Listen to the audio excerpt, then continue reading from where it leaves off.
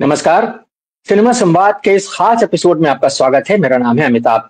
जैसा कि आप जानते हैं कि हम हर हफ्ते सिनेमा के बारे में अपने इस कार्यक्रम में बात करते हैं, सिनेमा के तमाम पहलुओं के बारे में, क्योंकि हम बार-बार ये कहते हैं कि सिनेमा सिर्फ मनोरंजन की चीज़ नहीं है, सिनेमा समाज से संवाद का सबसे सीधा और सबसे सशक्त माध्यम है और समाज की सोच को गहराई तक प्रभावित करने की क्षमता रखता है। इसी कड़ी में आज हम बात करने वाले हैं हिंदी सिनेमा के एक दिग्गज फिल्मकार के बारे में, जिनका सोमवार की शाम निधन हो गया। हम श्याम बेनेगल के बारे में बात करने वाले हैं, क्योंकि श्याम बेनेगल साहब हिंदी सिनेमा के नहीं, भारतीय सिनेमा के एक ऐसे फिल्मकार थे जिनकी फिल्मों ने सिनेमा का पूरा चेहरा बदल दिया। एक समानांतर सिनेमा का जो आंदोलन भारत में शुरू हुआ 70 के दशक में, बेनेगल साहब उसके जनक कहे जाते हैं। उनका गुजर जाना सही मायने में एक दौर का खत्म हो जाना है एक तरीके से। बेनेगल साहब का सिनेमा जो है उसने व्यवस्था के प्रतिरोध की, सामाजिक समस्याओं को उठाने की एक नई शैली विकसित की थी। अपनी पहली फिल्म अंकुर से उन्होंने जिस तरह का एक मुहावरा गढ़ा था सिनेमा में, वो उसको लेकर के अपने तमाम फिल्मों में लगातार आगे बढ़ते रहे और उन्होंने न सिर्फ कई सारी फीचर फिल्में बनाई, बल्कि उन्होंने बहुत सारी डॉक्यूमेंट्री फिल्में भी बनाई और उनके बनाए धारावाहिक भी बहुत चर्चित हुए दूरदर्शन के ज़माने में। भारत एक खोज जो उनका एक धारावाहिक है, वो आज तक एक मील का पत्थर माना जाता है। संविधान पर आजकल बहुत बहस हो रही है। संविधान आजकल राजनीति के केंद्र में है। संविधान पर श्याम बेनेगल साहब ने एक बहुत शानदार धारावाहिक बनाया था राज्यसभा टीवी के लिए। वो भी बहुत एक तरह से अपने ढंग का एक अनोखा कार्यक्रम है। उसके अलावा उन्होंने बहुत सारे डॉक्यूमेंट्री फिल्में बनाई हैं। नेहरू पर और सत्यजीत रे पर बनाई उनकी डॉक्यूमेंट्री फिल्मों के लिए उनको पुरस्कार मिला, उनको पद्म भूषण का सम्मान मिला, उनको दादा साहब फाल्के पुरस्कार मिला और तमाम बार 18 बार उनको राष्ट्रीय फिल्म पुरस्कार से सम्मानित किया गया। तो बेनेगल साहब के काम को, उनकी शख्सियत को, उनकी विरासत को, उसके बारे में चर्चा करने के लिए आज हम इस वक्त हाजिर हुए हैं और हमारे साथ कुछ बहुत खास लोग हैं जो कि सिनेमा के बारे में और बेनेगल साहब के सिनेमा के बारे में बहुत गंभीरता से लिखते पढ़ते रहे हैं। उनकी कहना चाहिए कि विशेषज्ञता है सिनेमा को लगातार विश्लेषित करने के बारे में। तो मैं आपसे उनका परिचय करा देता हूँ। हमारे साथ बहुत वरिष्ठ फिल्म समीक्षक अजय ब्रह्मात्मा जी हैं। अजय जी लगातार हिंदी सिनेमा के बारे में लिखते पढ़ते रहे हैं, कई दशकों से फिल्म पत्रकारिता कर रहे हैं। हमारे साथ मुर्तजा अली खान साहब हैं। मुर्तजा भी हिंदी सिनेमा के बहुत गहरे जानकार हैं, विश्व सिनेमा के जानकार हैं। हमारे साथ जबरीमल पारक साहब भी हैं जो कि हिंदी सिनेमा के बहुत वरिष्ठ विश्लेषक हैं। मनमोहन चड्ढा साहब हैं, राष्ट्रीय पुरस्कार से सम्मानित विश्लेषक हैं। हमारे साथ गौतम चटर्जी साहब जिन्होंने की श्याम बेनेगल पर एक बहुत चर्चित डॉक्यूमेंट्री बनाई थी। श्याम बेनेगल से उनकी एक अंतरंगता, एक आत्मीयता है, उसका एक अलग पहलू है। हमारे साथ संजीत नार्वेकर साहब भी हैं जो कि हिंदी सिनेमा के ही नहीं, मराठी सिनेमा और तमाम जो जिस तरह की फिल्में बनती, डॉक्यूमेंट्री फिल्में बनती, उनके जानकार हैं, कई किताबें लिख चुके हैं, स्वयं डॉक्यूमेंट्री फिल्म निर्माता हैं और बेनेगल साहब से उनका एक अलग आत्मीय रिश्ता था। आप सबका बहुत बहुत स्वागत है। मुर्तजा, मैं आपसे शुरुआत करना चाहता हूँ। आज बेनेगल साहब को जब हम याद कर रहे हैं, उनके काम का दायरा इतना बड़ा है, इतना फैला हुआ है। उन्होंने 90 वर्ष के अपने दीर्घ जीवन में इतना काम किया है, लगातार वो काम करते रहे, लगातार काम करना जिसको कहते हैं। यानी अभी हाल में 14 दिसंबर को उनका जो जन्मदिन था, जिसमें उन्होंने जो 90 साल के पूरे हुए, उसके बाद जो उनकी स्टेटमेंट आई थी उसमें उन्होंने कहा था कि भाई मैं अभी भी 2-3 प्रोजेक्ट्स पर काम कर रहा हूँ। तो एक आदमी की जो जिजीविषा होती है और एक जो काम करने की लगातार इच्छा होती है, उनकी फिल्म जो थी लास्ट जो आई 2023 में, मुजीब, जो कि मुजीबुर रहमान, जो कि बांग्लादेश के कहना चाहिए कि फादर ऑफ नेशन कहलाते हैं, उन पर बनी थी। लेकिन एक आदमी के काम की जो एक कहना चाहिए कि व्यापकता है, यानी ढेर सारी फीचर फिल्में बनाना, ढेर सारी डॉक्यूमेंट्री फिल्में बनाना, ढेर सारे सीरियल बनाना और लगातार काम करते जाना और लगातार एक कलाकारों की पीढ़ी को, निर्माताओं की पीढ़ी को, निर्देशकों की पीढ़ी को लगातार आगे लाना, ये बेनेगल साहब की एक शख्सियत का हिस्सा रहा, उनके काम का हिस्सा रहा। आप किस तरह से उनके काम को, उनकी विरासत को देखेंगे? आज जब हम उनको याद कर रहे हैं तो उनकी विरासत को आप किस तरह से देखते हैं? मुर्तजा, अनम्यूट कर लीजिए अपने आप को प्लीज। अमिताभ भाई, आपने बताया किस तरह से पैरेलल सिनेमा का उनको माना जाता है कि द रियल फाउंडर। साथ ही साथ मैं तो उनको एक इंस्टीट्यूशन मानता हूं। आपने बड़ी अच्छी तरह से बताया कि वो सिनेमा का जो जगत है उसमें एक बहुत इंपॉर्टेंट उनका रोल रहा है। नॉट जस्ट कि वो उन्होंने फिल्म बनाई, वो एक मेंटर फिगर, फादर फिगर, एक ऐसा शख्स जिसको हर कोई देखता था, जिससे प्रेरणा लेता था। भारत एक खोज की आपने जिक्र करी। अगर हम बात करें तो किस तरह से पैरेलल सिनेमा के थ्रू उन्होंने कमाल के एक्टर्स को स्टार्स बना दिया, और लंबी लिस्ट है, अगर मैं शुरू करूंगा तो शायद मैं 50 मिनट तक नाम ही गिनता रह जाऊं, इतना बड़ा उनका प्रभाव रहा है। लेकिन मैं कल रात को प्रेस क्लब में था जब ये दुखद खबर आई, और मतलब एक सेकंड के लिए तो मैं यकीन ही नहीं कर पा रहा था, क्योंकि हमें याद है कि अभी उनकी प्रेस कॉन्फ्रेंस हुई थी और हम जानते थे कि उनके कुछ प्रोजेक्ट्स पाइपलाइन में है, तो हम लोग विश्वास ही नहीं कर पा रहे थे कि ऐसा सडनली हो गया। लेकिन जो चीज मेरे दिमाग में बार बार आ रही थी वो ये आ रही थी कि ऑफ कोर्स हमने बात की पैरेलल सिनेमा की, तो हम अंकुर की बात करेंगे, हम बात करेंगे कि किस तरह से उन्होंने एक फेमिनिस्टिक पर्सपेक्टिव भी रखा। भूमिका जैसी फिल्मों की बात करें, मंथन की बात करें तो भारत की पहली क्राउड फंडिंग वाली फिल्म उन्होंने बनाई। फिर अगर हम बात करें जो मुझे मुझे जो एक उनकी फिल्म मेकिंग का एक बहुत इंपॉर्टेंट पार्ट जो मैं आज सोच के आया था जिसका जिक्र करना चाहूंगा, वो सिंक्रेटिक कल्चर वाली फिल्म जो अब देखने को नहीं मिलती हैं। मैं अगर उनकी ट्रिलॉजी की बात करूं, मम्मो, सरदारी बेगम, जुबैदा, आई थिंक वो जुबान, वो लैंग्वेज, वो कल्चर जो उन्होंने अपनी फिल्मों के थ्रू दिखाया, जो गंगा जमनी तहजीब की हम बात करते हैं, आई थिंक उसकी मिसाल आई थिंक कोई दूसरी नहीं मिलती उस बराबर की, जिस लेवल का उन्होंने सिनेमा बनाया।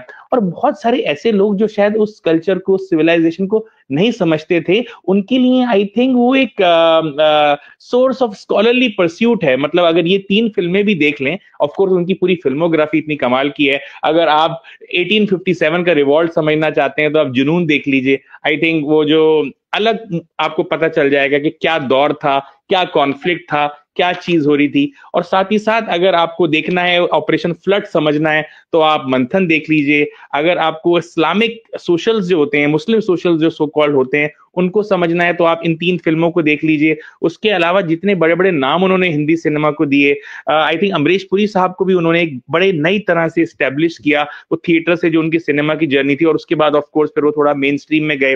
आई थिंक मनोज वाजपेयी के लिए जो सबसे इंपॉर्टेंट फिल्म उनकी जिंदगी की रही है जुबैदा, जिसने रियली उनको एक नए आयाम पे ले गए। करिश्मा कपूर अपनी फिल्म के करियर में काफी स्ट्रगल कर रही थी, पर जुबैदा ने जो उनको एक ग्रेविटी दी, एक तो बहुत सारे, शबाना जी की हम बात करें, हम किसी भी 70 के दशक में शशि कपूर जी का अगर मैं जिक्र करूं, आई थिंक जो उनकी इमेज थी मेन स्ट्रीम सिनेमा में, उससे बहुत अलग इमेज जुनून जैसी फिल्मों में उनको देखने को मिली। उनके साथ उन्होंने एज बहुत प्रोड्यूसर के तौर पे भी बड़ा इंटरेस्टिंग वर्क आपको देखने को मिलेगा। तो I think he was a complete film maker, a true master. कलयुग में, यस, ट्रू मास्टर कहा जा सकता है। आई थिंक एक इंस्टीट्यूशन थे, एक आइकॉन थे, जिन्होंने सिर्फ फिल्म्स बनाई नहीं, लोगों को देखना सिखाया कि दुनिया को कैसे देखा जाता है, एक नजरिया दिया इंडियन सिनेमा को, यंग फिल्म मेकर्स को। और आज तो ऑफ कोर्स आप जितने भी फिल्म मेकर्स देखते हैं, एफटीआई में पढ़ाया भी करते थे वो, तो बहुत ज्यादा जो आज के फिल्म मेकर्स हैं वो उनके स्टूडेंट्स रहे हैं। सो जितने भी डायमेंशंस देखे जाए, मतलब मुझे लगता है कि इस वक्त हिंदी सिनेमा की ही नहीं, दुनिया के सिनेमा में I think he was one of the biggest stalwarts, दिग्गजों में भी दिग्गज थे आई थिंक बेनेगल साहब। बिल्कुल बिल्कुल, बहुत शुक्रिया, बहुत शुक्रिया। मैं गौतम जी आपके पास आता हूं। आपने बेनेगल साहब पर एक बहुत शानदार डॉक्यूमेंट्री बनाई है, और हम पहले भी उसके बारे में बात कर चुके हैं, लेकिन आज जब हम बेनेगल साहब को याद कर रहे हैं तो मैं आपसे, एक तो जो आपका उनसे एक इंटरेक्शन रहा है, उसके जरिए आप बेनेगल साहब के सिनेमा को और उनकी क्या समझ थी, किस तरह के मुहावरे उन्होंने एस्टैब्लिश किए हिंदी सिनेमा में, किस तरह से, जैसे अभी मुर्जा बता रहे थे, उन्होंने तमाम तरह की जो फिल्में बनाई हैं, उनका काम का दायरा इतना फैला हुआ है, उसमें तमाम तरह की चीजें हैं। तो कैसे आपका जो उनसे इंटरेक्शन रहा है, जरा उसके बारे में हमको बताइए कि वो जो आपने डॉक्यूमेंट्री बनाई थी उस दौरान आपका क्या तजुर्बा रहा। क्योंकि बेनेगल साहब सिर्फ जैसा कि अभी मुर्जा बता रहे थे कि वो पढ़ाते भी थे, और उनके अंदर एक अपने आप एक इंस्टीट्यूशन वाली बात थी, तो वो बेहद पढ़े लिखे, बहुत ज़हीन किस्म के और बहुत सुलझे हुए, बहुत विनम्र व्यक्ति थे। हम सबका जो उनसे मिला है उसका सबका तजुर्बा यही है कि हाँ, वो बहुत पढ़े लिखे इंसान थे, और चीजों को एक नए नजरिए से, एक प्रोग्रेसिव नजरिए से देखने की उनकी एक सोच थी। क्या कहेंगे आप गौतम जी? अनम्यूट कर लीजिए अपने आप को प्लीज। हम लोग जी, ये अनम्यूट किया हुआ है, आवाज नहीं जा रही? हाँ जी जी, आ रही, आपकी आवाज आ रही जी, वो अनम्यूट किया हुआ है। तो हम लोग श्याम बाबू पर इसके पहले भी एक बार हम लोग मिल चुके हैं, बात कर चुके हैं। तो श्याम बाबू के, हम सब के अलावा भी जितने लोग प्रशंसक हैं, हम लोग बिना थके उन पर सारा दिन सारी रात न जाने कब तक बोलते ही रह सकते, प्रशंसा करते ही रह सकते हैं। लेकिन संजोग से मेरे साथ जिस ढंग का तजुर्बा रहा, वो जब वो सत्यजीत रे पर डॉक्यूमेंट्री कर रहे थे, फिल्म बना रहे थे, उस समय से लेकर के धीरे धीरे होता चला गया। हम लोग के पास तो उनकी फिल्में हैं जिनके जरिए हम लोग उनको देखते हैं, लेकिन एक ऐसा संयोग बना मेरी फिल्म बनाने से पहले, वो था कि मैं यहाँ काशी हिंदू विश्वविद्यालय में मास कम्युनिकेशन में पढ़ाता था, और वहां पर हम लोग फिल्म फेस्टिवल करते थे क्योंकि फिल्म कोर्स में है, और उसमें फिल्म फेस्टिवल में एक होता था सत्यजीत रे मेमोरियल लेक्चर। तो कभी हम लोग गैस्तो रोबेज को बुलाते थे, कभी कुमार शानी, कभी कोई। तो एक बार हुआ कि चलिए श्याम बाबू को बुलाया जाए। मैंने कॉल किया, वो एक बार में ही तैयार हो गए, आ गए। और ये बात है 2009 या 10 की फरवरी की। उन्होंने एक पेपर तैयार किया था जिसको उन्होंने पढ़ा। उस पेपर को अगर आप अमिताभ जी और हम सारे साथी लोग अगर एक बार भी उसको सुन ले तो लगेगा ही नहीं कि एक फिल्म मेकर बोल रहा है। वो लग रहा है कि गांधीयन थॉट और नेहरूवियन थॉट पर के एक बहुत अच्छे अध्येता, सोशियो इकोनॉमिक या सोशियो पॉलिटिकल जो भी सिनेरियो रहा है मुगल पीरियड, उसके बाद ब्रिटिश पीरियड, उसके बाद पूरे भारतीय ढांचे की इतनी अच्छी समझ। अगर वो फिल्म मेकर नहीं हो तो मुझे लगता है कि एक सोशियोलॉजी के बहुत अच्छे प्रोफेसर होते, जैसे कि मुशीरुल हसन वगैरह लोग रहे हैं। तो श्याम बेनेगल की फिल्मों को थोड़ी देर हटा दिया जाए तो उस जिस पर्चे की मैं बात कर रहा हूँ, पेपर पढ़ा था उन्होंने, इतना प्रोफाउंड था, इतना स्कॉलिस्टिक था, इतने नॉलेजेबल पर्सन थे कि उनसे ये सीख सकते हैं कि हम लोग कला के किसी माध्यम में अपने आप को एक्सप्रेस करने से पहले हमें कितना प्रोफाउंड होना चाहिए, हमें कितना नॉलेजेबल या लर्नेड होना चाहिए। ऐसे श्याम बेनेगल को जब हमने देखा बीएचयू में, तो फिर हम लोग की रेगुलर बात होती थी, गुड मॉर्निंग से शुरुआत होती थी। वो अभी डायलिसिस बता देते कि मैं अभी 3 दिन वाला हो गया, मेरा हफ्ते में 3 दिन जाना पड़ता है, otherwise I am alright. Regular ही बात होती थी। 23 नवंबर से लेकर के ये आपका 14 दिसंबर होते हुए 20 तक के बीच में प्रॉब्लम आया, और फिर पिया से इंफॉर्मेशन मिलते थे। और जब भी ब्लू टिक नहीं होता था तो मुझे परेशानी होती थी क्यों नहीं हुआ। तो वो जब फिल्म बनाने उनके यहाँ गए और फिर तारदेव ऑफिस में भी हमने कुछ शॉट लिए, तो उसमें मैंने एक सवाल उठाया था, क्योंकि he was an over expose personality, तो उनसे बहुत बातें लोगों ने की होगी, किया ही होगा। मैंने सिर्फ इतना उठाया था कि आपकी फिल्मों में म्यूजिक की जगह ऐसी क्यों होती है कि सारा कथानक खत्म और सारे नायक नायिका खत्म हो गया, अब गाना शुरू हो रहा है निशांत में। तो इस एक सवाल पर 1 घंटे, क्या बातचीत बहुत देर हुई थी, फिल्म खड़ी 1 घंटे की बनाई सिर्फ एक सवाल पर, जिसमें उनके जन्म से लेकर के अभी तक की सारी बातें आ गई। उनकी जो सामाजिक सोच से लेकर के, घर परिवार से लेके, बचपन से लेके, किस गाने के लिए कैसे वो पियाबाज के बोल रहा है, सारी बात आ गई उस फिल्म में। वो तो एक अलग चीज है। लेकिन मुझे बस इसमें, क्योंकि अभी हमारे सारे साथी लोग बैठे हुए हैं, हमारे सीनियर्स भी हैं, सभी की भूमिका होगी, छोटा सा बस वो वाला पहलू ही रख रहे हैं कि उनके एक फिल्म मेकर को कितना नॉलेजेबल होना चाहिए, कितना पढ़ा लिखा होना चाहिए, एक देश का नागरिक को कितना प्रोफाउंड होना चाहिए, तब जाके वो कला माध्यम में किसी चीज को व्यक्त करे, तब वो श्याम बेनेगल होगा। साथ ही एक उनके पास जाने का मतलब वेलकम टू सज्जनपुर है। जैसे मुझे उनकी सबसे अच्छी फिल्म मम्मू लगती है, अभी जिसका जिक्र हुआ, सज्जनपुर में लगता है वो खुद सज्जन है, और वो जगह है, वो टाइम स्पेस है, सज्जनपुर वो खुद है जहां पर हम सबका स्वागत है। इतने सरल सीधे साधारण व्यक्ति के पास इतनी प्रोफंडिटी का होना नॉलेज में, मुझे लगता है कि इस पोर्शन को मैंने सिर्फ यहाँ उल्लेख किया इतने शॉर्ट में। जी जी, बहुत बहुत अच्छी आपने बात कही। और आपने संगीत का जिक्र किया। मुझे जहां तक जानकारी है, बेनेगल साहब खुद जो है वो पाश्चात्य संगीत के में दिलचस्पी रखते थे, और उनका कहना चाहिए कि एक तरह से उसके बारे में अध्ययन था, पेंटिंग और शास्त्रीय संगीत के बारे में। और ये भी संयोग है कि वनराज भाटिया, जो कि उनकी बहुत सारी फिल्मों के म्यूजिशियन रहे, जो संगीतकार रहे, वो खुद भी जो है वो भारतीय शास्त्रीय संगीत के साथ साथ में वेस्टर्न म्यूजिक के भी बहुत अच्छे जानकार थे। और इसीलिए जो बात है, उनकी फिल्मों के संगीत में एक अलग तरह की बात दिखती है। आपने ये कहा कि वो प्रोफेसर हो सकते थे, बिल्कुल सही बात है। उनको, हमारे दर्शकों को ये जानना चाहिए कि बेनेगल साहब को खम्मम में नौकरी मिल गई थी, खम्मम कॉलेज में पढ़ाने की नौकरी मिल गई थी, लेकिन तब तक उनका मन जो है वो फिल्मों की तरफ आ गया था, तो इसलिए वो विज्ञापन फिल्मों की तरफ मुड़ गया। और आप जी जी अमिताभ जी, बस एक लाइन और जोड़ना चाहिए, क्योंकि मुझे पता है कि कम समय में बोलना है। वो ये कि जब हम लोग म्यूजिक की बात कर रहे थे तो उसका उत्तर उन्होंने ऐसे दिया था कि वो जो किरदार है उसके जीवन में दुख आया है ना, सब खत्म हो गया है, लेकिन ये तो पूरी दुनिया का दुख है नहीं, पूरी दुनिया के पास ये दुख तो है नहीं, हम लोग सीमित क्यों रहे? हम लोग अगर असीमित दायरे को देखें, अगर अपने आप को विश्वव्यापी बनाए, तो फिर अगला सूरज फिर निकलेगा, फिर से आशा होगी, फिर से जीवन चलेगा, ये तो रुका नहीं ना, ये उनका उत्तर था।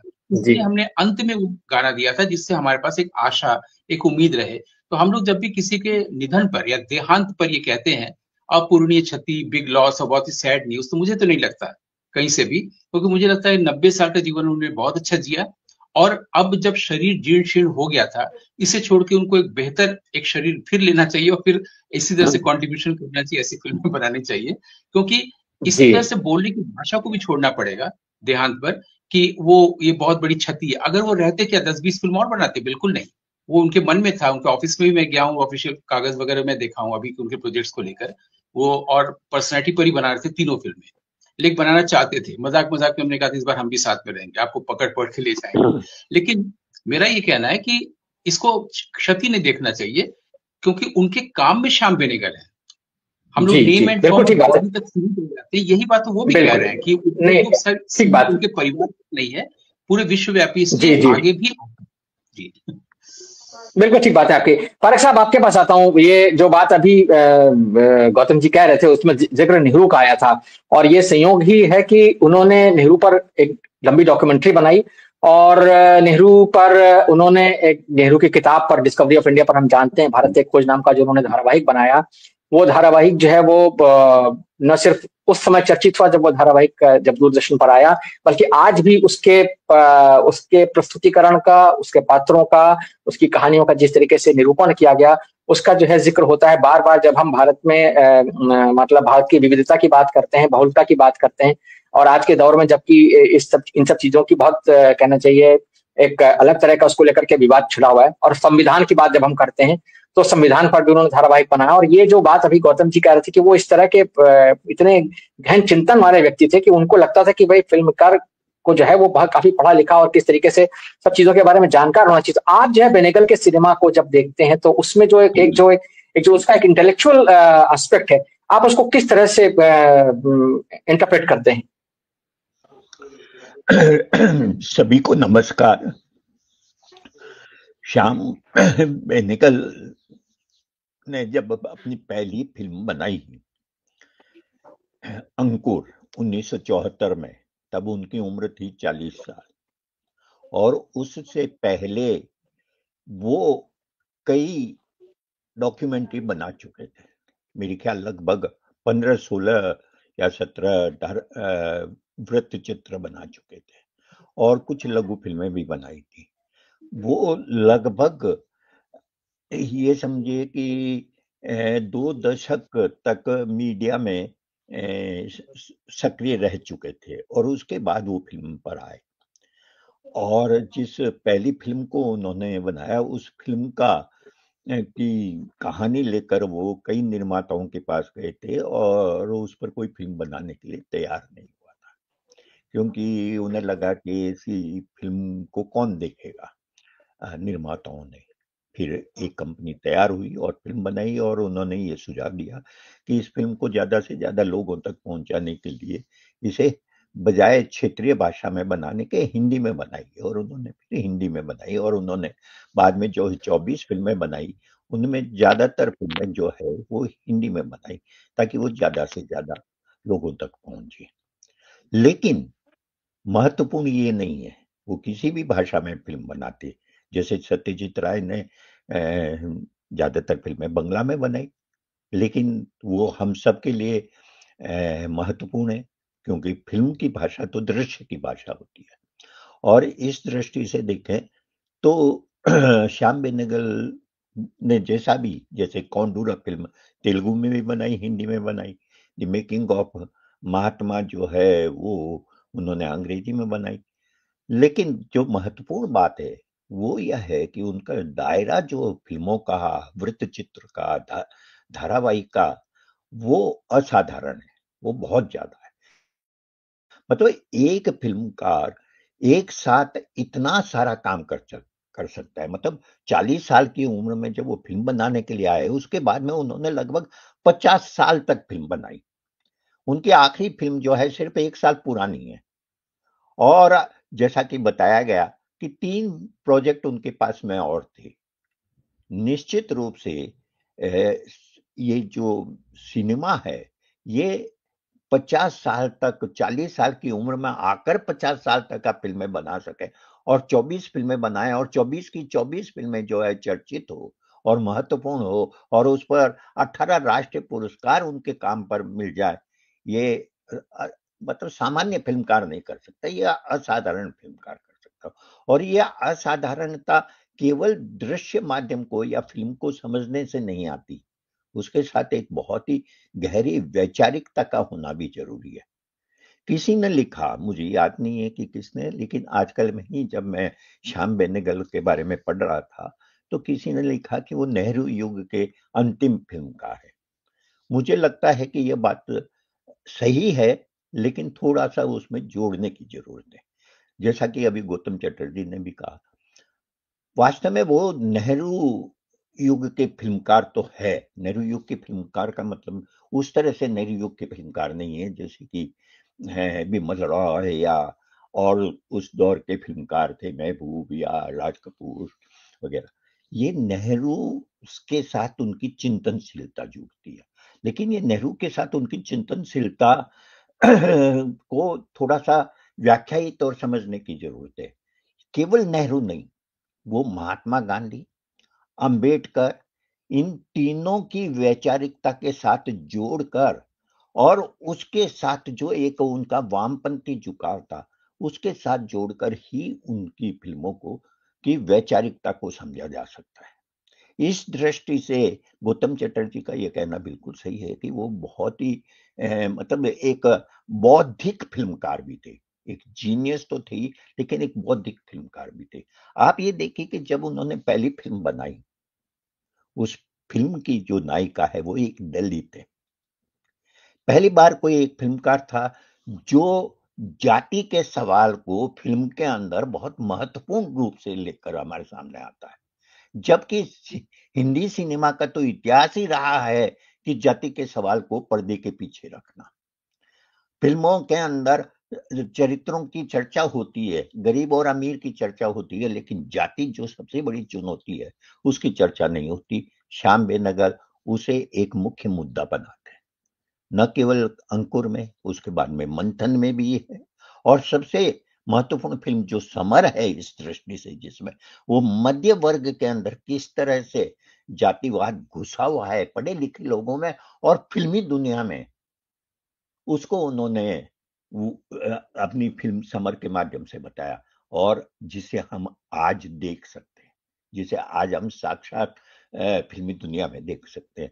तो ये जो महत्वपूर्ण बात है। दूसरी चीज देखिए, आप हिंदी सिनेमा में मुस्लिम जीवन का चित्रण होता रहा है बहुत लंबे समय से, लेकिन हरी भरी, जुबेदा, मम्मो, सरदारी बेगम, ये जो फिल्में हैं, ये उस तरह की फिल्में नहीं हैं जो किसी जमाने में बनती थी, मेरे महबूब वगैरह उस तरह की। ये जो मुस्लिम समाज है, उस मुस्लिम समाज का जो यथार्थ है, उसके सारे जो अंतर्विरोध है, उसकी सारी दुर्बलताएं हैं, उसके सारे समाज की जो वास्तविकता है, उसके साथ और पूरे भारतीय परिप्रेक्ष्य के अंदर उसे प्रस्तुत करना, ये बात महत्वपूर्ण है। एक बात और मुर्तजा जी ने कही थी जो महत्वपूर्ण है और मैं उसे थोड़ा सा फैलाना चाहता हूँ, बढ़ाना चाहता हूँ। आप अगर शुरू से देखें श्याम बेनेगल की फिल्मों को, तो श्याम बेनेगल फिल्में तो हिंदी में बना रहे थे, लेकिन जिस क्षेत्र की फिल्में होती थी, आप देखिए कि वह हिंदी जो है कुछ हद तक उसका स्पर्श लेकर आती थी। अगर आप निशान फिल्म देखें तो आपको तेलुगु भाषा का असर दिखाई देगा, मंथन फिल्म देखें तो गुजराती भाषा का असर दिखाई देगा। जुनून फिल्म में आप अगर नसीरुद्दीन शाह के बोलने के तरीकों को देखें तो वो तरीका वो है जो पश्चिमी उत्तर प्रदेश में जो खड़ी बोली बोली जाती है, खड़ी बोली सामान्य अर्थ में नहीं, जो पश्चिमी उत्तर प्रदेश में खड़ी बोली बोली जाती है, नसीरुद्दीन शाह वह खड़ी बोली बोलते हैं। और ये हमेशा श्याम बेनेगल ने केवल अभिनय से नहीं बल्कि उस यथार्थ को प्रस्तुत करने के लिए भाषा का इस्तेमाल किस तरह से किया जाए कि वह फिल्म हिंदी की होते हुए भी देखने वालों को ये महसूस हो, ये पहचान सके कि ये किस प्रदेश की और किस भाषा की मूल रूप में कहानी है। ये जो एक विशिष्टता है, ये मैंने श्याम बेनेगल में जिस तरह से देखी है उस तरह की। और इसलिए जब वो जुबेदा बनाते हैं, जब वो सरदारी बेगम बनाते हैं, तो वहां जो भाषा की रंगत आती है वो बहुत बहुत कम फिल्मों में देखने को मिलती है। तो इस दृष्टि से देखें तो वो एक यथार्थवादी फिल्मकार थे, वैचारिक रूप से हम बहुत ही प्रगतिशील थे, और वो हमेशा यथार्थ को उसके पूरे अंतर्विरोधों के साथ प्रस्तुत करते थे, लेकिन बुनियाद में एक बदलाव जो समाज में होना चाहिए उसकी गहरी इच्छा लेकर, और उसे वो संकेतों के द्वारा भी बताते। इसकी तो बहुत चर्चा होती रही है कंकुर फिल्म में, वो छोटे बच्चे के द्वारा पत्थर मारा जाना। आप देखिए कि अंकुर फिल्म का नाम है अंकुर, छोटा बच्चा पत्थर मार रहा है जमींदार के घर पर। अगली फिल्म बनाते हैं निशांत, और निशांत है रात का अंत, और उसमें वही विद्रोह हो जाता है, वहां विद्रोह हो जाता है, जमींदार की हवेली पर हमला होता है। तो कहने का मतलब है कि उनके पास में एक चेतना है, एक गहरी चेतना है, और उन चीजों को आमतौर पर हास्य पर, मैं खत्म कर रहा हूँ, हास्य पर है, उसको वो केंद्र में ले आते हैं। मंथन फिल्म में नसीरुद्दीन शाह, वह जो कोऑपरेटिव सोसाइटी बनाने का जो संघर्ष है, उस संघर्ष के बिल्कुल मध्य में एक दलित नायक को स्थापित करते हैं, जिस दलित नायक को स्थापित करने की हिम्मत आज भी हिंदी सिनेमा नहीं कर पा रहा। तो कई पहलू है, सही बात है, श्याम बेनेगल पर बहुत बहुत लंबी बातें हो सकती है।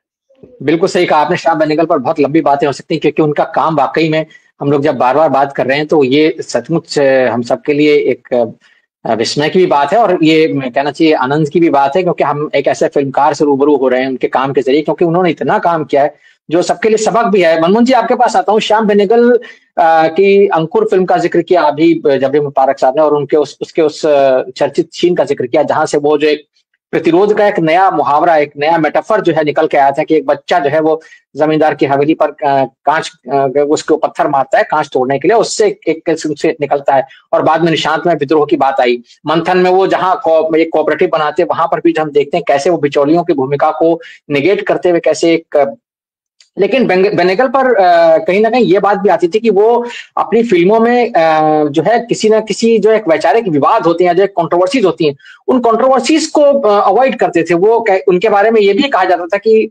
कहीं ना कहीं वो एक मध्य मार्ग अपनाते हैं, और उनकी फिल्में, एक अच्छी बात ये रही उनकी फिल्मों के साथ में कि उनकी फिल्मों ने बिजनेस भी ठीक ठाक किया, यानी उनकी फिल्मों को देखने के लिए लोग आते थे, उनका अपना एक दर्शक वर्ग था जिसको उन्होंने तैयार किया था अपनी फिल्मों के जरिए। तो वो जो एक पुल उन्होंने बनाया, एक कहना चाहिए कि कला सिनेमा के बीच में, और जो एक बम्बैया सार्थक सिनेमा था, या जिसको हम अभी शुरू में बात आई विमल राय या महबूब खान, उस तरह का सिनेमा के बारे में, तो वो जो एक पुल उन्होंने बनाया उसके बारे में आप क्या कहना चाहेंगे मनमोहन जी? सभी को नमस्कार। बेनेगल साहब पे बात करना, जैसा यहाँ बात हुई है, एक वही है कि घंटों बात की जा सकती है, और हमें ऐसा एक फिल्मकार मिला।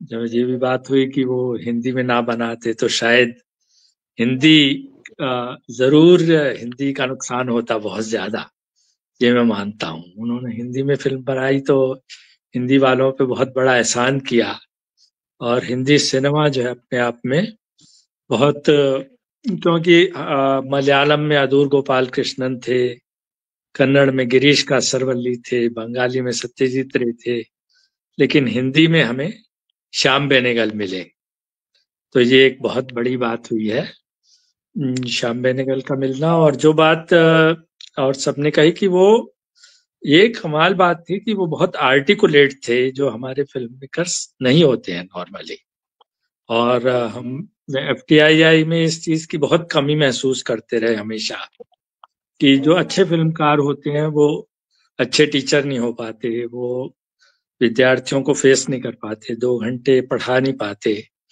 तो ये जो चीज है ये बेनेगल साहब में थी। जैसे कि हमारे भास्कर चंदावरकर जो थे बहुत बड़े संगीतकार थे और बहुत अच्छे टीचर थे, तो ऐसा बड़ा रेयर होता है। और ये तो वो अपनी फिल्म लेकर FTII में आते थे हमेशा, जब भी उन्होंने फिल्म बनाई। जैसे मुझे याद है जब निशांत फिल्म उन्होंने बनाई, बहुत कम लोग ऐसे थे जो FTII में फिल्म लेके आते थे। तो निशांत फिल्म जब उन्होंने बनाई और निशांत फिल्म हमने देखी तो CRT में उसके बाद चर्चा हुआ करती थी। पहले मेन थिएटर में शाम को फिल्म हो जाती थी 5 बजे, जब भले ही 2 शो हो जाए, एक 5 बजे हो जाता था, एक 9 बजे, और फिर अगले दिन उस फिल्म को उधेड़ा जाता था। तो मुझे याद है कि निशांत को बहुत बुरी तरह उधेड़ा गया था कि ये कैरेक्टर कैसे डाला आपने, ये इसमें इतने विरोधाभास हैं फिल्म में, और उसमें हैं भी। और वो फिल्म जो आप बात कर रहे हैं वो नहीं है ना, वो उनमें तो था। मतलब पॉलिटिकल कमेंट उनकी फिल्मों में बहुत गहरा है और बहुत व्यापक है और बहुत पावरफुल है, ऐसा मुझे लगता है। यहाँ तक कि मंथन जैसी फिल्म में भी बहुत गहरा पॉलिटिकल कमेंट है। उठाकर वो चीजों को जिस ढंग से लेते हैं, उनकी दृष्टि बहुत साफ है। तो वो क्योंकि उनका आर्टिकुलेशन, उनका बोलना, उनका हर आदमी को स्वागत करना, किसी भी सवाल से मुंह ना मोड़ना या किसी भी सवाल को न टालना, और प्रत्येक सवाल का, जैसा गौतम जी ने कहा कि एक ही सवाल अगर उनसे आप कर देते थे तो उस पे आधे घंटे बोलते थे और उस सवाल के हर पक्ष को लेते थे। तो ये उनका कमाल हमने जब निशांत फिल्म आई तब देखा। फिर वो भूमिका फिल्म लेकर आए, फिर भूमिका फिल्म पर बात हुई, और भूमिका तो गजब की, सबको ही उन्होंने एक तरह से बोल्ड कर दिया कि भूमिका तो हर हिसाब से एक ऐसी फिल्म थी जो मतलब जो आर्ट सिनेमा हमारे साथ के लोग बना रहे थे उनसे तो बहुत आगे की बातें थी। फिर उन पर इस तरह के ऐतराज भी हुए कि आप गाने क्यों रखते हैं, आप संगीत का इस्तेमाल क्यों करते हैं, क्योंकि हमारे साथ की जो पीढ़ी थी वो इस तरह की बातें बहुत कर रही थी कि फिल्मों में गाने नहीं होने चाहिए, गाने होने से फिल्म कमर्शियल हो जाती है। तो इन सब रूढ़ियों को श्याम बेनेगल ने तोड़ा और वो लगातार फिल्में बनाते गए और बहुत गहरी और बड़ी फिल्में उन्होंने बनाई। जैसे कि कलयुग जैसी फिल्म, जैसे जब मुझे लगता है कि जिसमें उन्होंने बहुत सब लोगों को लिया, और कलयुग में जो शशि कपूर ने प्रोड्यूस की फिल्म, शशि कपूर भी इसी वजह से जाने गए कि उन्होंने कलयुग और जुनून जैसी फिल्में प्रोड्यूस की। और फिर उन्होंने उत्सव जैसी, आप उत्सव और कलयुग की तुलना करें तो गिरीश कर्नाड और श्याम बेनेगल का अंतर आपको पता। तो श्याम बेनेगल बहुत बड़े डायरेक्टर हैं एक तरह से हर हिसाब से, और उसमें मुझे जो जिस चरित्र ने फैसिनेट किया वो शशि कपूर को जो उन्होंने दिया वो था कृष्ण का पात्र। तो उनका जो विजन था, कर्ण का रोल किया शशि कपूर ने, कर्ण का रोल किया इसमें कलयुग में। जी, कर्ण का रोल किया शशि कपूर ने कलयुग में। कर्ण का जो रोल किया उन्होंने, वो जो दुनिया है इसकी और वो सब चीजें हैं, वो मतलब मुझे उसमें तुलना सिर्फ ये थी कि उत्सव में जो शशि कपूर को मिला रोल और वो जो इन्होंने दिया तो उसमें बड़ा अंतर रहा। तो मतलब शशि कपूर को मिला। फिर तीनों जो जुबैदा है, तो उसमें मैं जैसे एक्सप्लोर कर रहा था कि वो उन्होंने एक और कहानी कहने का जो ढंग रखा वो मुझे बहुत पसंद आया कि एक व्यक्ति है वो अपने अतीत को एक्सप्लोर करता है और उसके जरिए हम पूरी कहानी में आगे बढ़ते हैं। तो ये चीज जो है उनकी कई फिल्मों में आई, खासतौर से त्रिकाल में मुझे बहुत पसंद आया। त्रिकाल में अरब से एक आदमी है जो अपने अतीत की खोज में निकला है, फिर जुबैदा है जिसमें एक आदमी अतीत की खोज में निकला है, फिर सरदारी बेगम जैसी फिल्म जो जिसे म्यूजिकल कहा जाएगा, जिसमें उन्होंने जावेद अख्तर से गाने लिखवाए। तो किसी भी ढंग से देखें तो उनका रेंज बहुत बड़ा है। और ये जो बात थोड़ी सी और मैं कह दूं कि ये कोई आसान बात नहीं है कि जैसे हम कह रहे हैं कि बने रहना, क्योंकि शायद मैं जानता नहीं, वैसे हो सकता है अदूर गोपाल कृष्णन है, एक समय के बाद फिल्म बनाना कम हो जाता है, बंद हो जाता है, जो बेनेगल का कभी नहीं हुआ। गिरीश कासरवल्ली हैं, हमारे और अनेक फिल्मकार ऐसे हैं। गोविंद निलानी की जो विशेषता रही वो ये कि उन्होंने बम्बई के थिएटर को अपने साथ जोड़ा। जैसे कि बेनेगल कभी भी साहित्य से या कहीं से भी कोई भी चीज उठाने से उनको गुरेज नहीं रहा, किसी भी एक्टर को उठाने से उन्हें गुरेज नहीं रहा। ये एक बहुत बड़ी बात है कि उनकी जो एक्टर की पहचान है वो गजब की है, बिल्कुल नए नए लोगों ने उठाए, और जो बहुत अच्छी बात कही किया था उससे भी उठाया और उसे बहुत बड़ा एक्टर बना। जी जी, बहुत शुक्रिया आपने। जो अजय जी, मैं आपके पास आता हूँ, जहां मनमोहन जी ने खत्म किया, मैं उसी कड़ी को लेकर के आपके पास आता हूँ। जो एक्टर वाली बात उन्होंने कही, ये तो हम सब जानते हैं कि बेनेगल साहब की फिल्मों के जरिए हमको ओमपुरी, नसीरुद्दीन शाह, शबाना आजमी और स्मिता पाटिल, अमरीश पुरी और कुलभूषण खरबंदा और तमाम एक ऐसे फिल्म यानी कलाकारों की एक ऐसी पूरी पीढ़ी है जो हमको मिली है, जिसने कि लगातार जब बेनेगल साहब की फिल्मों से जुड़ करके उनका काम सामने आया तो फिर लगातार वो मंझते गया और उनका एक कहना चाहिए उनका दायरा बढ़ता गया और उनकी पहचान बढ़ती गई। ये हमने देखा। मंडी जैसी फिल्म में जब वो कलाकारों को लेते हैं, उसमें आज जो बाद में जितने तमाम सारे बड़े दिग्गज साबित हुए, पंकज कपूर हो, अन्नू कपूर हो, यानी सतीश कौशिक जैसे लोग हैं, तमाम सारे लोग हैं जिनको वो कहीं छोटे छोटे खानों में भी फिट कर देते हैं और वो उनसे काम निकलवा लेते हैं। एक्ट्रेसेस में अगर आप देखें तो अनीता कंवर से लेकर के सोनी राजदान सब वहां नजर आ रही, मीना गुप्ता नजर आ रही, सारे लोग हैं जो बाद में बहुत बड़े नाम साबित हुए अपने अपने अलग अलग तरीके से। और बाद में जब वो आते हैं तो रजत कपूर को जिस तरीके से उठाते हैं, सचिन खेड़ेकर को जब उठाते हैं, सुभाष बोस बनाते हैं सचिन खेड़ेकर को, रजत कपूर को महात्मा गांधी बना देते हैं, तो ये जो एक कमाल है उनका, उसके बारे में आप क्या कहेंगे अजय जी? जो एक एक्टर को जिस तरीके से मानते हैं वो अपने आप में वाकई में जो एक संस्था वाली बात यहाँ मुर्तजा जी ने कही थी, ये सब हम लोग जानते हैं कि राजेश्वरी, बिल्कुल सही कहा आपने, बिल्कुल पल्लवी जोशी, और जिस तरीके से उन्होंने भारत से खोज में एक एक्टर को लिया है, जने राजेंद्र गुप्ता से लेकर के रवि झांकल और तमाम सारे लोग हैं जिनको उन्होंने पहचान दिलाई एक तरीके से अपने काम के जरिए। तो आप उनकी इस जो कहना चाहिए मांझने वाली जो खूबी थी, जो एक कुम्हार की तरह वो लोगों को एक ढालते थे, कि क्या कहेंगे उसके बारे में? जो खूबी है मेंटोर वाली। जी बिल्कुल सही बात कही मनमोहन जी ने। और ये बात तो आज जब मैं उनकी अंत्येष्टि में गया था और वहां जो क्राउड, जिस तरीके से लोग आए हुए थे, कम से कम 100-150 चेहरे ऐसे दिखाई पड़ रहे थे जो उनके किसी न किसी शोज में, किसी फिल्म में, किसी और जगह उनके साथ काम कर चुके हैं, और सभी कोई कृत महसूस कर रहा था वहां पे। ये तो सच्चाई है। हिंदी फिल्म इंडस्ट्री में अमूमन देखें कि कमर्शियल सिनेमा के जो मेकर्स होते हैं वे कामयाब कलाकारों को लेते हैं, फिर उनका इस्तेमाल करते हैं। वो श्याम बेनेगल की खूबी क्या है? श्याम बेनेगल रॉ पकड़ते हैं लोगों को, उनको निखारते हैं, उनको पर्दे पे पेश करते हैं, और फिर वे अपना नाम रोशन करते हैं, बड़ा काम करते हैं, तमाम चीजें होती हैं। अंकुर से लेकर के यहाँ तक कि ये अभी जो मुजीब आई या संविधान आया, उसमें भी उन्होंने ये काम किया, कई सारे नए चेहरों को इंट्रोड्यूस किया उसमें। और एक खूबी जो उनके बारे में कही जाती है कि कभी किसी का ऑडिशन नहीं लेते थे वो। पारखी नजर उनकी इतनी जबरदस्त थी कि सामने कलाकार दिखता था और वे भाप लेते थे या आंक लेते थे कि ये मेरे किरदार के साथ जाएगा कि नहीं जाएगा। उन्होंने कभी भी, लुक टेस्ट की बात अलग होती है, कभी उसकी जरूरत पड़ जाती है, लेकिन कलाकार को चुनने में उन्होंने कभी ऑडिशन का सहारा नहीं लिया।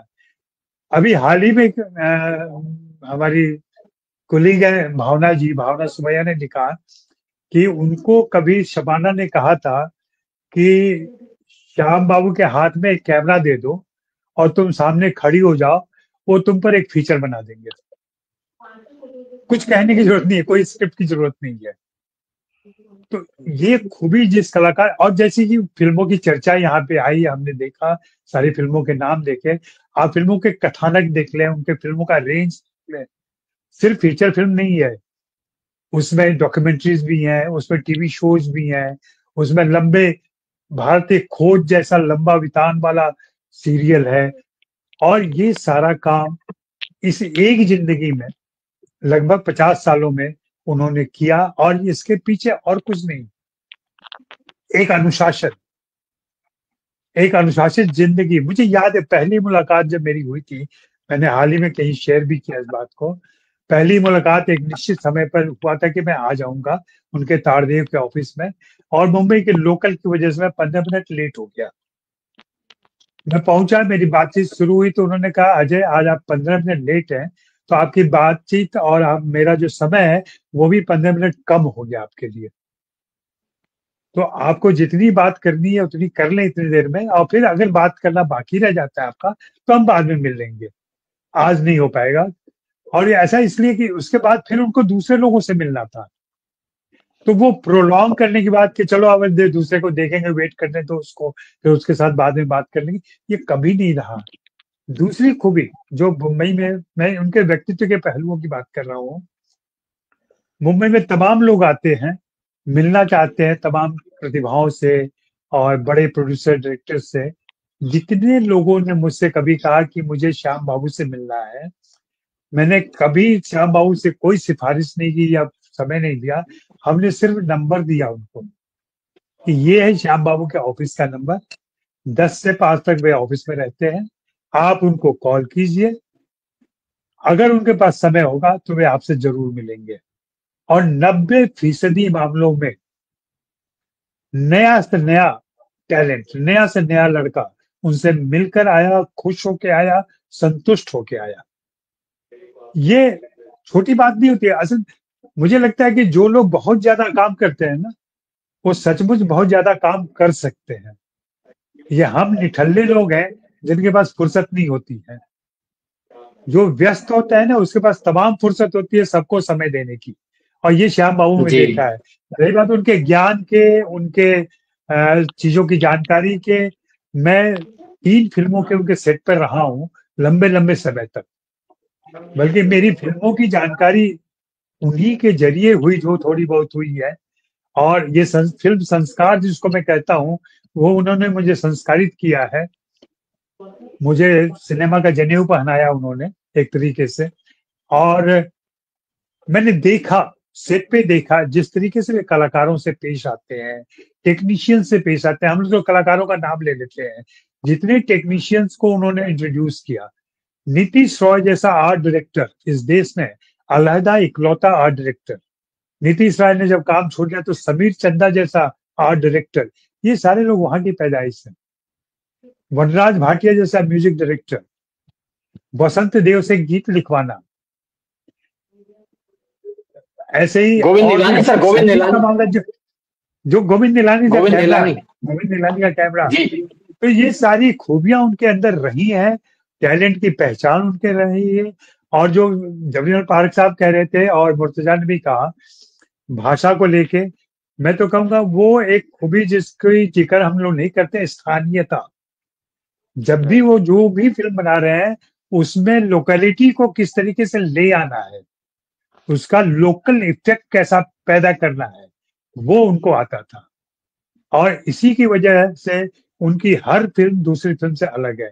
मैं तो यंग फिल्म मेकर कोई भी मिलता है या नए जो सिनेमा पढ़ने लिखने लोग आते हैं, मैं उनसे हमेशा कहता हूं कि आप कुछ मत कीजिए, सिर्फ श्याम बेनेगल की सारी फिल्में और टीवी शोज 1 महीने में देख लीजिए, आपको सारा ज्ञान हो जाएगा कि सिनेमा कैसे देखा जा सकता है, सिनेमा कैसे बनाया जा सकता है। और भारतीय परिवेश में, एक बार बहुत पहले उनके एक मैनेजर हुआ करते थे पायस साहब, जो पायस, तो मैंने उनसे पूछा कि श्याम बाबू का काम कैसे चलता है, इतनी फिल्में करते हैं लेकिन इतने कम पैसे मिलते हैं उनको, जबकि कमर्शियल सिनेमा के फिल्म मेकरों के पास तो पैसों का भरमार रहता है। उन्होंने बहुत संक्षेप में जो बात कही थी, जो मुर्तजा ने कही और दूसरे लोगों ने, कि वो पढ़ाते थे, तो वो प्रोफेशनली भी पढ़ाते थे, विदेश की सैर करते थे वो, महीने का एजुकेशन टूर होता था उनका, महीने 2 महीने वो विदेश जाते थे, वहां के विश्वविद्यालय में पढ़ाते थे, उससे पैसे आते थे जिससे उनकी आजीविका भी चलती थी। एक फिल्म मेकर को हमारी सरकार, हम लोग इतना धन या सपोर्ट नहीं कर पाते हैं जिससे वो खुल करके काम कर सके। अगर वो सपोर्ट उनको मिला होता, साल का हर वो 2 महीना जो विदेशों में खर्च करते थे वो पढ़ाने में और पैसे जुटाने में, वो अगर यहीं रहता तो कितना सारा काम उन्होंने किया था। इसके साथ ही ये भी गौर कीजिए कि सरकार की जितनी कमेटियां बनी है, महत्वपूर्ण कमेटियां सिनेमा को लेकर, अभी हाल में सेंसर वाली कमेटी जो इसी सरकार ने बनाई थी, उसको भी हेड किया उन्होंने। जी, तो जी, ये प्रशासनिक जिम्मेदारियां भी निभाते थे और वहां एक विजन के साथ आते थे। तो ये बहुत सारी खूबियां, कितनी बातें गिनाई जाए उनकी, कहना कम होगा। सही बात है। उनके बारे में तमाम तरह, बिल्कुल बिल्कुल। संजीत जी, मैं आपके पास आता हूं, क्योंकि यहाँ पर श्याम बेनेगल की शख्सियत के बारे में, उनके काम के बारे में, उनके शैली के बारे में, जो कथ्य वो चुनते थे और जो शिल्प उन्होंने चुना, जिस तरह से कलाकारों को वो गढ़ते थे या जिस तरह से कलाकारों को चुनते थे, वो सारी बातें हैं। और वाकई में मैं खुद कभी कभी ये बातचीत हो रही तो अभी त्रिकाल का जिक्र यहाँ आया था। त्रिकाल में लीला नायडू को जिस तरीके से उन्होंने, लीला नायडू को पिक करना अपने आप में एक बहुत बड़ी बात है। लीला नायडू जैसी एक्ट्रेस को त्रिकाल फिल्म में लाना, और वो त्रिकाल अपने आप में बहुत जटिल फिल्म है अगर आप उसको देखें, और उसमें कुलभूषण खरबंदा का जो किरदार है, जिस तरीके से वो एक क्रांतिकारी का एक जो किरदार एक उपस्थित होता है पूरे फिल्म में, उसमें थिएटर कहीं ना कहीं आके खड़ा हो जाता है। संजीत जी, आपसे मैं श्याम बेनेगल के बारे में आपके इंप्रेशन जो है वो जानना चाहूंगा, क्योंकि यहाँ हम बहुत सारी बातें कर रहे हैं और हम ये भी जानते हैं कि हाँ, उनके बारे में इस एक छोटी सी चर्चा में बात करना शायद पूरा संभव नहीं, लेकिन फिर भी चूंकि हमारे पास जितना समय है उसमें हम अधिकतम समय लेना चाहते हैं, तो मैं चाहूंगा आप जो है आप बताएं कि आपका श्याम बेनेगल के बारे में, उनके काम के बारे में क्या इंप्रेशन है, या आपके जो पर्सनल कोई एनेक्डोट्स हैं वो क्या है? श्याम बाबू के बारे में मैं क्या कहूँ, तो जैसे कहते हैं, मुझसे बेहतर कहने वाले कह गए, अब मुझे कहने के लिए कुछ बचा नहीं है, तो मैं विश्लेषण में नहीं जाऊंगा, क्योंकि अगर मैं श्याम बाबू के फिल्म्स का विश्लेषण करते रहूं, क्योंकि मैंने उनको अंकुर के दिनों से देखा है, तो वो बड़ा मुश्किल हो जाएगा और हर फिल्म पे 1-1.5 घंटा बात कर सकेंगे। खाली रिकॉर्ड के लिए मैं कहना चाहूंगा कि मुझे जो 2 फिल्में उनकी बहुत पसंद आई, not in terms of content but form के हिसाब से जो बहुत पसंद आई फिल्में, एक तो भूमिका थी जिसका जिक्र हो गया, और दूसरी उनकी जो फिल्म थी ये अपना सूरज का सातवां घोड़ा। इन टर्म्स ऑफ फॉर्म ये जो 2 फिल्में हैं वो बहुत ही अलग हैं, और उन्होंने जिस तरह से उनको टैकल अलग ही है। श्याम बाबू के साथ मेरा पहला मिलना अक्टूबर 1975, निशान जस्ट रिलीज हुई थी और काफी कंट्रोवर्सी में गई थी। बहुत सारी चीजें जो माइथोलॉजी से बेस करके उन्होंने जो फिल्म में इंक्लूड की थी, तो काफी क्रिटिक्स को जची नहीं थी, तो उसमें काफी, और मैं कॉलेज स्टूडेंट था, और side by side cinema journal करके एक पेपर निकलता था, फ्री प्रेस जर्नल का, जिसके एडिटर रऊफ अहमद थे। तो रऊफ ने मुझे कहा कि काफी 3-4 साल से काम कर रहा था, छोटे मोटे इंटरव्यूज करता था, छोटे मोटे आर्टिकल लिखता था, तो उन्होंने बोला श्याम बेनेगल से मिलोगे? बोला हाँ, क्यों नहीं, because Shyam Benegal at that time he was not a great film maker, but काफी डॉक्यूमेंट्रीज बनाई थी, एडवर्टाइजिंग फिल्म में, मतलब he was a known person. तो मैंने कहा जरूर मिलूंगा। तो उन्होंने इंटरव्यू फिक्स कर दिया और बोला कि संजीत देखो, उन्होंने कहा है कि आधे घंटे के ऊपर मैं वक्त नहीं दे पाऊंगा, तो आधे घंटे में जो पूछना है पूछ लीजिए। ऑन द अपॉइंटेड डे मैं पहुंच गया, तब वो ज्योति स्टूडियोज में बैठे थे, कैनेडी ब्रिज के यहाँ उनका ऑफिस था। कैनेडी ब्रिज के पास में जो पुराना ज्योति स्टूडियोज था, पता नहीं अभी है कि नहीं, बट वहां मैं उनको मिलने गया 1975 अक्टूबर, और हम लोगों ने बातचीत शुरू की। मैं वक्त पे पहुंचा, क्योंकि उस जमाने में इतना प्रॉब्लम नहीं था ट्रैवलिंग का। तो बातचीत होने के बाद बराबर आधे घंटे में मैंने कहा कि सर 30 मिनट्स आर ओवर, मैं फिर आ सकता हूँ क्या? तो उन्होंने देखा, बोला नहीं नहीं नहीं, तुम्हारे जो सवाल हैं पूछते रहो, मेरे पास और है वक्त। तो ऐसे करके वो आधे घंटे का इंटरव्यू 1 घंटा हो गया। मैं बाहर निकला तो बाहर Smita Patil when she was a TV announcer in those days, Smita Patil और नसीरुद्दीन शाह बैठे थे वहां। मुझे भी जरा थोड़ा एम्बेरसमेंट हुआ, उनके सामने से मैं निकल के घर चला गया। आर्टिकल छप गया, मेरे ख्याल से नवंबर के 1975 में आर्टिकल छप गया। एक हफ्ते के बाद बड़ा खुश होके मैं फ्री प्रेस जर्नल के ऑफिस में पहुंचा। वहां पहुंचते ही रऊफ अहमद ने मुझे 3-4 इंपॉर्टेंट इंटरव्यूज और आर्टिकल्स दे दिए। तो मैं जान गया, मैंने बोला अरे ऐसे कैसे हो गया कि suddenly I have become an important person. तो उनकी जो असिस्टेंट थी एल्फ्रेडा मार्टिस, उसने कहा कि संजीत तुम्हें पता है ये चमत्कार क्यों हुआ? बोला क्या हुआ चमत्कार? बोला श्याम बेनेगल ने फोन किया था और कहा कि one of the best interviews which I had, और बहुत अच्छा लड़का है और काम करवाइए उससे। मुझे भी ताज्जुब हुआ कि श्याम बेनेगल जैसा, not a great film maker but he was a known film maker था। तो मैंने कहा उसने एक कॉलेज स्टूडेंट की सिफारिश कर दी इस तरह से। तो थोड़े दिन के बाद मौका मिला तो मैं ज्योति स्टूडियो जाके उनको थैंक करने के लिए गया।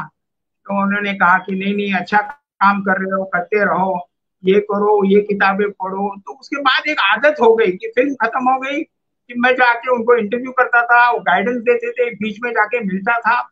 ऐसे सिलसिला चलते रहा। उसके बाद में स्क्रीन में ज्वाइन हुआ, न्यूज एडिटर बन गया। एक दिन एक फिल्म की पार्टी थी, उसमें मैंने देखा कि श्याम बेनेगल कोने के उस तरफ हैं, किसी से बात कर रहे हैं। तो मैंने कहा कि बात कर रहे हैं, थोड़ी देर के मैं जाके उनको हेलो हाय हेलो करके आऊंगा। और मैं मशरूफ हो गया। में मैंने देखा कि श्याम बाबू रूम क्रॉस करके मेरे पास आ गए और कंधे पे हाथ रखा और कहा संजीत हाउ आर यू? चौंक गया मैं, बोला यार ये तब तक तो उनका नाम काफी बढ़ गया था। तो मैंने कहा कि यार इतना बड़ा film maker, he cross the room to say hello to me, I am just an insignificant news reporter. हालांकि न्यूज एडिटर था फिर भी, बट उनकी एक ह्यूमिलिटी जो थी कि जिसको जानते थे वो ऐसे कभी सोचते नहीं थे कि अरे यार मैं कोई बड़ा फिल्म मेकर हूँ, ये पत्रकार है, जैसे आजकल के जो है ना तुच्छे हो जाते हैं। तो ये नहीं। 86-87 के दौरान में उनके पास फिर गया एक बार, जाते तो थे ही बीच बीच में, लेकिन एक इम्पोर्टेंट चीजें बताता हूँ। बड़ा मायूस था, डिप्रेस था। आए थे फिल्म बनाने के लिए और बन गए पत्रकार। और हमारे करंजा साहब जो एडिटर थे वो छोड़ते नहीं थे, नहीं नहीं नहीं नहीं नहीं, I can't let you go. तो मैं श्याम बाबू के पास गया, क्या कर रहे हैं? आया था तो फिल्म बनाने के लिए आया था, लेकिन यहाँ देखो पत्रकारिता में फंस गया, लोगों के इंटरव्यू, दूसरे फिल्म मेकर्स के इंटरव्यूज में ले रहा हूँ, क्या सब इररिलेवेंट सी जिंदगी हो गई है। तब उन्होंने एक बहुत इंपॉर्टेंट बात कही जो मैंने जिंदगी में ध्यान रखी। उन्होंने कहा संजीत नोबडी इज इररिलेवेंट। खाली मूर्ख आदमी बोलेंगे कि ये इररिलेवेंट है, वो इररिलेवेंट है। Every person has his relevance. अब तुम फिल्म नहीं बना रहे हो, बनाओगे आगे चल के, लेकिन फिल्म नहीं बना रहे हो तो भी जो काम कर रहे हो, जो डॉक्यूमेंटेशन कर रहे हो, जो आप आई विटनेस प्रोवाइड कर रहे हो, that is equally powerful and that is also needed in this industry. तो ये मत सोचो तुम बड़ा इररिलेवेंट काम, अपने काम में कॉन्फिडेंस रखो, कभी ना कभी recognise and never say, and तुम भी कभी किसी को इररिलेवेंट मत बोलना। तो ऐसे करके फिर मैंने क्या करना चाहिए। तो उन्होंने बोला देखो, if you want to come back to making film then do what Khalid Mohammed मेरे पास मम्मो लेके आया, क्योंकि he wanted to make the transition from journalism to making film. Mammo लेके आया। वैसे अभी मैं तुमको असिस्टेंट तो रख नहीं सकता, तुम बड़े सीनियर हो गए हो, तो एक स्क्रिप्ट लेके आओ। तो मैं ले नहीं सका, लेकिन उनके साथ काम करने का मौका मिला। भारत एक खोज का सबटाइटलिंग, और मैंने तब स्क्रीन छोड़ दिया था, तो उनको ध्यान में आया कि ये संजीत कुछ काम नहीं कर रहा है, सबटाइटलिंग कर रहा है। तो उन्होंने फोन किया, क्या कर रहे हो? बोला कि कुछ नहीं, बैठे हैं, trying to get some scripts to work out and this that. तब मराठी सिनेमा थोड़ा थोड़ा शुरू हो गया था। तो उन्होंने कहा कि मेरी फिल्म भारत एक खोज, मेरी जो सीरियल है उसका सबटाइटलिंग करोगे? मैंने कहा आपके साथ कोई भी काम कर लूँ, आप बोलो। तो मैंने सबटाइटलिंग किया। 53 एपिसोड्स की सीरियल थी, उनके साथ 1.5 साल मुझे काम करने का मौका मिला। तो श्याम बाबू के किस्से बहुत है, मैं खाली एक लास्ट किस्सा बताऊंगा। आखिरी मुलाकात मेरी, मैं कोविड के वजह से 1.5 साल मेरे बेटे के पास दुबई में था। आने के बाद मैंने कहा कि चलो श्याम बाबू को हेलो हाय करते हैं। तब वो बहुत वीक हो गए थे, हेल्थ उनकी खराब थी, लेकिन मुजीबुर रहमान की जो फिल्म थी उसका एडिटिंग या पोस्ट प्रोडक्शन चल रहा था। मैं उनके ऑफिस गया और उनसे बात कर रहा था। तो हमारी बात हुई गोविंद के बारे में, गोविंद हिलानी के बारे में। मैंने कहा कि गोविंद भी बहुत भुलक्कड़ हो गया है, he seems to be on the verge of Alzheimer's. तो उन्होंने कहा कि संजीत एक बात याद रखो, कभी काम करना बंद मत। मैंने गोविंद को यही कहा, गोविंद तुमने काम करना बंद कर दिया और तुम्हारा कम्युनिकेशन खत्म हो गया तो बोलता क्या होता है, every day little of your vocabulary shrink हो जाती है। अगर आप लोगों से बात नहीं करोगे, अपने तो आपकी वोकैबुलरी श्रिंक होती जाएगी, और अगर आपकी वोकैबुलरी श्रिंक हो गई, it is the onset of Alzheimer's. तो इस हिसाब से आप समझ सकते हैं कि श्याम बाबू मेरे लिए तो द्रोणाचार्य थे। मैं तो हमेशा उनको द्रोणाचार्य ही कहता हूँ, क्योंकि अनजाने में बहुत अच्छी बात आपने कही। और 2002 में मुझे जब doctor V Shantaram life time achievement award मिला, जो उनको 2018 में मिला था, तो स्टेज पे थे अवार्ड सेरेमनी के बाद मुझे आ गए, उन्होंने हग मी, से Sanjeet I have seen you from your college days and today it's a proud moment for me because I have seen your evolution as a person and today you are recognized, and I told you someday you will be recognized, maybe not for making film, not for making documentary। बिल्कुल संजीत जी आप जो बता रहे हैं, बिल्कुल जी बिल्कुल, हम लोग यहाँ बात कर रहे हैं बेनेगल साहब को याद करें, उनकी शख्सियत, उनके काम के बारे में बात कर रहे हैं। वाकई में जो बात हम बार बार कह रहे हैं अपने दर्शकों से भी और आपस में भी, कि उनका काम इतना ज्यादा है, उन्होंने इतना ज्यादा इतने तरह का काम किया, और एक एक फिल्म पर जो है घंटों बात हो सकती है वाकई में। बहरहाल फिलहाल हमारे पास इतना ही वक्त है, और बेनेगल साहब को याद करने के लिए आप सब हमारे साथ इकट्ठा हुए, आप सबका बहुत बहुत शुक्रिया, और इस बातचीत के लिए दर्शकों का भी बहुत बहुत धन्यवाद। हम उम्मीद करते हैं कि बेनेगल साहब का जो काम है वो कलाकारों को और नए फिल्मकारों को लगातार प्रेरित करता रहेगा। और आज के माहौल में जब हम बात करते हैं, जैसे कि यहाँ पर ट्रिलॉजी की बात आई, मम्मू और जुबैदा और सरदारी बेगम की हरी भरी की बात आई, या संविधान सरदारी बेगम या हरी भरी सीरीज की बात है, या संविधान सीरीज की बात है। जब संविधान जो है इस समय राजनीति के केंद्र में है और संविधान सीरीज की हम बात करते हैं बेनेगल साहब की, तो हमको कहीं ना कहीं ये मानना पड़ता है कि उनका जो एक विजन था वो अपने समय से बहुत आगे का विजन था, और जिस तरीके से वो दर्शकों के सामने लाना चाहते थे कि हाँ संविधान को समझना क्यों जरूरी है, क्या एक डिबेट जो वो जो चाहते थे। हाँ मुर्जा कुछ कहना चाह रहे हैं?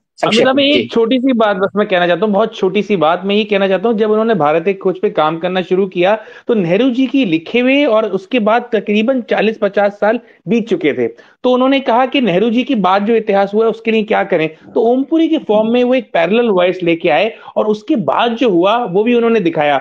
और आपको ये भी थोड़ा सा बताऊंगा कि साउथ की हिस्ट्री नहीं है, इतनी अच्छी डिटेल में नहीं है, तो उसके लिए वो सदर्न हिस्ट्री के एक्सपर्ट लेके आए, एंशियंट हिस्ट्री के एक्सपर्ट लेके आए। तो वो जो काम है ना, वो एक ट्रूली आई वुड से कि हर चीज को साथ लेके चलने वाला काम है। तो उसी सोच की आई थिंक आज जरूरत है हमें, कि सब लोग मिलके कैसे काम करें, एक्सपर्ट्स कैसे लाए जाए। आजकल नेग्लेक्ट किया जाता है कि नहीं मुझे ही सब कुछ आता है, वो चीज उनके अंदर बहुत बड़ी जी। बहरहाल इस बातचीत के लिए आपका बहुत बहुत शुक्रिया, सबका बहुत बहुत धन्यवाद। ये एक श्याम बेनेगल साहब को हमारी तरफ से एक श्रद्धांजलि थी, सत्येंद्र की तरफ से। आप सबका बहुत बहुत धन्यवाद बातचीत के लिए। नमस्कार।